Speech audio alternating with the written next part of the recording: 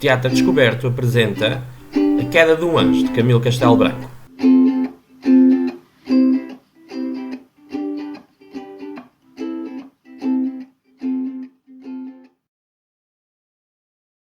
Calixto Eloy de Siles e Benevides de Barbuda, Morgado da Agra de Freimas, tem hoje 49 anos, por ter nascido em 1815, na aldeia de Caçarelhos, termo de Miranda. Seu pai, também Calixto, era fidalgo com afilhamento e 16º varão dos Barbudas da Agra. Sua mãe, Dona Basilisa, escolástica, procedia dos Silos, altas dignidades da Igreja, comendatários sangue limpo, já bom sangue no tempo do senhor rei D. Afonso I, fundador de Miranda. Casou o Morgado, ao tocar pelos 20 anos, com sua segunda prima, Dona Teodora Barbuda de Figueroa, Morgada de Travanca. Senhora de raro aviso, muito apontada em mãe de casa, ignorante mais do que o necessário para ter juízo. Unidos os dois morgadios, ficou sendo a casa de Calixto a maior da comarca, e com o rodar de 10 anos, prosperou a olho, tendo grande parte neste incremento a parcimónia a que o Morgado circunscreveu os seus prazeres, e sobre isto, o gênio cainho e apertado de Dona Teodora. Enquanto ela recortava o fundilho ou apanhava a malha rota da piuga, o marido lia até noite velha e adormecia sobre os infólios, e acordava a pedir contas à memória das riquezas confiadas. Respeito a idiomas estranhos, dos vivos conhecia o francês, muito pela rama. Porém, o latim falava-o como língua própria e interpretava correntemente o grego. Sobre castas e linhagens, coisa que ele tirasse a limpo, não dava pega a dúvida nenhuma. Farpeados pela viperina língua dele, os fidalgos provincianos retaliavam quando podiam a prosápia dos Benevides, propalando que naquela família se gerara um clérigo grande fiemeiro, beberrão e lambaz, a quem o santo arcebispo, D. Frei Bartolomeu dos Mártires, uma vez perguntara que nome havia, e como quer que o padre respondesse ao nobre de Benevides, o arcebispo acudira dizendo: melhor vos acertara com o nome, segundo a vida que fazeis, quem vos chamara de bene bibes e male vives. O remoque, talvez por ser de santo, era medianamente engraçado e pouco para afligir. Assim mesmo Calixto Eloy, à conta desta injúria dos fidalgos comarcãos, tanto lhes gravatou nas gerações que descobriu radicalmente serem quase todos de má casta. É supérfluo dizer-se a qual doutrinação política pendia ao ânimo do Morgado da Agra de Freimas. Estava com a decisão das Cortes de Lamego, fizera-se nelas, e cuidava ter assistido em 1145 àquele congresso mitológico e ter conclamado com Gonçalo Mendes da Maia e com Lourenço Viegas o espadeiro: Nos liberes sumus rex noxter liberes. Todavia, se assim fossem todos os doutrinários políticos, a gente apodrecia na mais refastada paz e supina ignorância do andamento da humanidade. Em suma, Calixto era legitimista quieto, calado e incapaz de empecer a roda do progresso, contanto que o progresso não lhe entrasse em casa nem o quisesse levar consigo.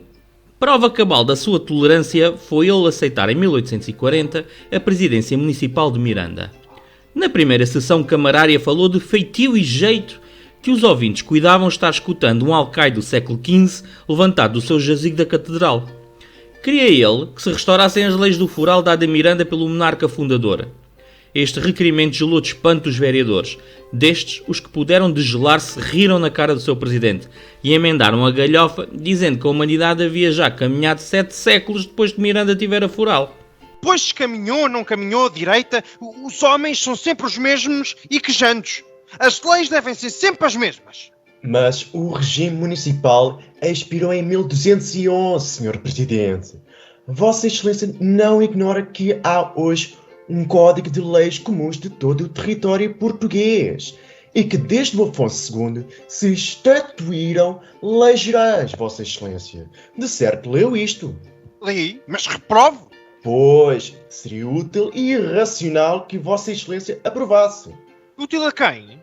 Ao município. Aprovem os senhores vereadores e que façam obra por essas leis, que eu despeço-me disto. Tenho o governo da minha casa, onde sou rei e governo, segundo os forais da antiga honra portuguesa. Disse, saiu e nunca mais voltou. Desde o qual incidente, o Morgado, convicto da podridão dos vereadores em particular e da humanidade em geral, prometeu a 11 retratos que tinha de 11 avós, pintados indignamente, nunca mais tocar o cancro social com as suas mãos impolutas. Um dia, porém, quando ele saía da festividade de São Sebastião, cujo mordomo era, deteve-se no adro, onde o rodearam os mais graúdos lavradores da sua freguesia e das vizinhas.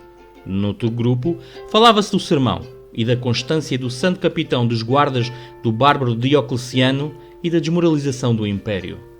Que dizem vossos mercês? Continuem! Parece que falavam do santo. É verdade, Sr. Morgado. Falávamos da malvadez dos imperadores pagãos. Sim, horrorosos tempos aqueles foram. Mas os tempos atuais não se diferenciam tanto dos antigos. Que possamos, em consciência e ciência, encarecer o presente e praguejar o passado. Portugal está alagado pela onda de corrupção que subverteu a Roma Imperial. Os costumes dos nossos maiores são metidos a riso.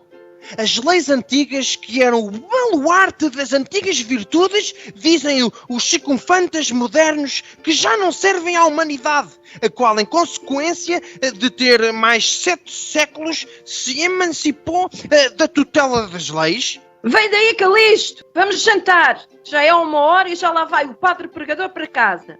Engoliu o Morgado 3 frases de polpa que lhe inflamavam os bócios e foi ao jantar, sacrificando-se à regularidade das suas horas inalteráveis de repasto. Ficaram o boticário e o professor de primeiras letras e mais os lavradores, ruminando as palavras do fidalgo e glossando-as de notas ilustrativas ao alcance das suas capacidades. Aquilo é que dava um deputado às direitas. Um homem assim, se fosse a Lisboa falar ao rei, as contribuições haviam de acabar. Isso não. Perdoará você, MC, tio José do Cruzeiro. Os impostos é necessário pagá-los. Sem impostos não haveria rei, nem professores de instrução primária, nem tropa, nem anatomia nacional. Anatomia nacional? O que é? Parece-me que é asneira. E, portanto, os tributos, tio José do Cruzeiro, são necessários ao Estado como água aos milhos.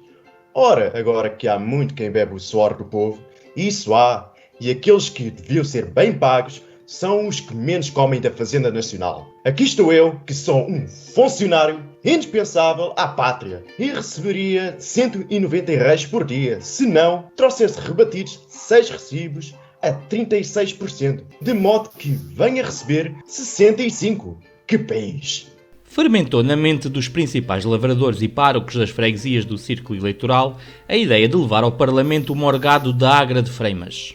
Os deputados eleitos até àquele ano no círculo de Calixto Eloy eram coisas que os constituintes realmente não tinham enviado ao Congresso Legislativo. Pela maior parte, os representantes dos mirandeses tinham sido uns rapazes bem falantes, gente conhecida pela figura desde o Botequim até São Carlos e feita a beber na Castália, em geral aquela mocidade esperançosa eleita por Miranda e outros sertões lusitanos. Não sabia topograficamente em que parte demoravam os povos seus comitentes, nem entendia que os aborígenes das serranias tivessem mais necessidades do que fazerem-se representar obrigantes pelo régimen da Constituição. Por muitos factos desta natureza conspiraram os influentes do Círculo de Miranda contra os delegados do governo. Resistiu Calixto Barbuda tenazmente às solicitações dos lavradores, que o procuraram com o mestre-escola à frente, facto que muito honra este desinteresseiro e reportado funcionário. Neste encontro, o professor cedeu o juízo avantajado que ele propriamente fazia da sua vocação oratória. Mostrou as faces do abismo escancaradas para travar em Portugal, se os sábios e virtuosos não acudissem salvar a pátria moribunda. Calixto Eloy, enternecido até às lágrimas pela sorte da terra de Dom João I, voltou-se para a esposa. Aceito o jugo! Assaz receio, mulher, que os nossos campos sejam mal cultivados este ano. Estavam próximas as eleições. A autoridade, assim que soube da resolução do Morgado da Agra, preveniu o governo da inutilidade da luta. Não obstante, o ministro do Reino redobrou instâncias e promessas, no intuito de vingar a candidatura de um poeta de Lisboa. Quis assim o governo aliciar no círculo algum proprietário que contraminasse a influência do candidato legitimista, fazendo-se eleger. Por derradeiro, o governador civil fez saber ao ministério que os povos de Vimioso, Alcaniças e Miranda se haviam levantado com selvagem independência e tinham fugido com a urna para os desfiladeiros das suas serras. Pelo conseguinte, não pôde ser proposto o poeta, que, beliscado na sua vaidade, assanhou-se contra o governo, escrevendo umas esferas objurgatórias, as quais, se tivessem gramática à proporção do fel, o governo havia de pôr as mãos na cabeça e demitir-se. À exceção de uma lista, o Morgado da Agra de Freimas teve-as todas. A que não tinha um nome simpático aos eleitores votava em Brás Lobato, professor de instrução primária, secretário da junta da paróquia e ex-sargento das milícias de Mirandela. Parece que votar em si o mestre-escola. Principiou desde logo o morgado eleito a refrescar a memória com as suas leituras de história grega e romana. Era isto entrouxar ciência e enfeixar flores para o Parlamento. Depois, releu a legislação dos bons tempos de Portugal, a fim de restaurar os costumes desbaratados, fazendo remoçar as leis, que haviam sido o tabernáculo da moral humana, guardado pelo temor de Deus. Os moleiros que o viam bracejar e lhe ouviam o vozeamento benziam-se, pensando que o sábio tresleira ou coisa má lhe entrara no corpo. Tamo com o homem doido. Chegou o tempo de partir para a capital. O deputado mandou adiante por Almocreve 2 cargas de livros, nenhum dos quais tinha menos de 150 anos. A pessoa de Calixto Eloy de Siles e Benevides, de Barbuda, foi em liteira e chegou a Lisboa ao 10º dia de jornada, trabalhada de perigos, superiores à descrição de que somos capazes. De propósito, saltamos por cima dos pormenores da partida. O apartamento de Teodoro e Calixto era título para 2 capítulos de lágrimas.